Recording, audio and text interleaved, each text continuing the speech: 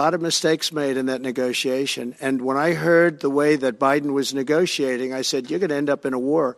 And it turned out to be a very bad war.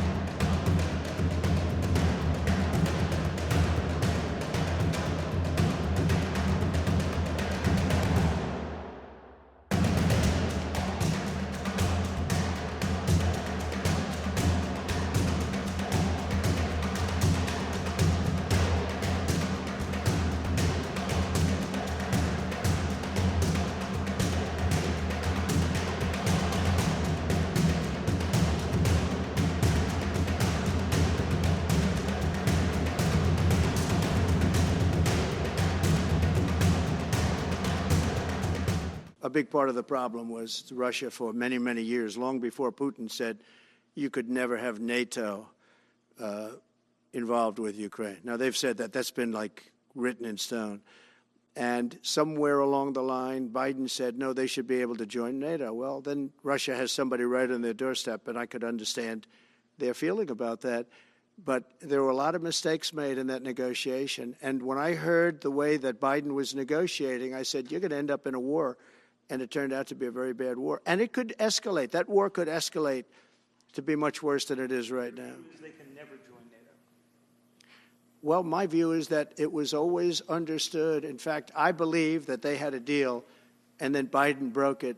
They had a deal which would have been a satisfactory deal to Ukraine and everybody else, but that Biden said, no, you have to be able to join NATO. And that's always been, and nobody knows more about NATO than I. You know, years ago when I first started this, I didn't know too much about NATO, but I got it right anyway. I said they're taking advantage. I'm the one that got, and the Secretary General was here, as you know, 2 weeks ago, saying that if it weren't for me, NATO wouldn't even exist right now, because I raised from countries that weren't paying their bills. At that time, 28 countries, 20 of them were not paying their bills, 21 to be exact. They weren't paying.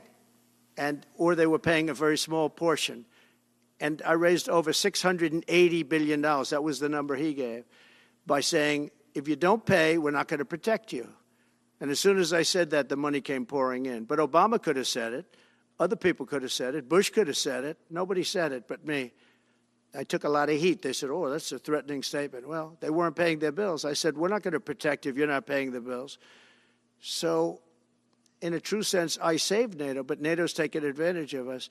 And one of the problems that I have, and I've said it openly, I said it to President Zelensky, Europe is in for a tiny fraction of the money that we're in. Now, whether you like that situation or not, Europe is much more affected than the United States. We have a thing called the ocean in between us, right?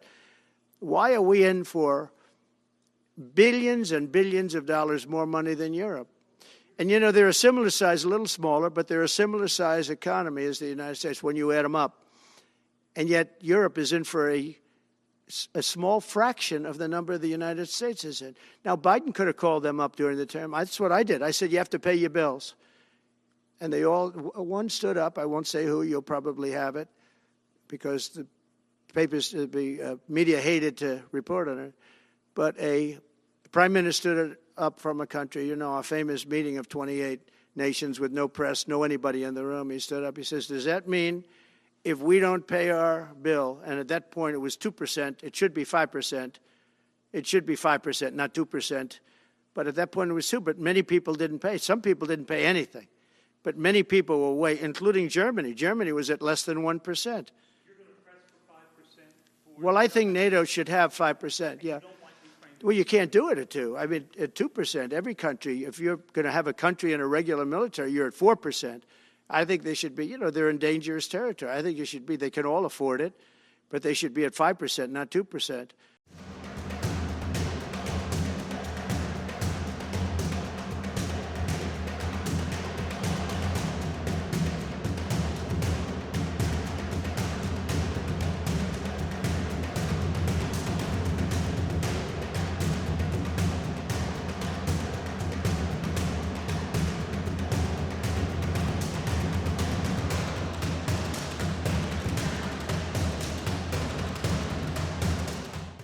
anticipate going to meet with Putin to discuss the Ukraine situation? Well, I can't tell you that, but I know that Putin would like to meet. I don't think it's appropriate that I meet until after the 20th, which I hate, because, you know, every day people are being, many young people are being killed, soldiers. You know, the land is very flat, and hundreds of thousands of soldiers from each, many hundreds of thousands from each side are dead, and they're laying in fields all over the place. Nobody to even collect. There's landmines all over. It's a disaster. But it's very flat. It's great. It's farmland, and it's very flat. And the only thing that stops a bullet is the human body. And the human body is stopping a lot of bullets.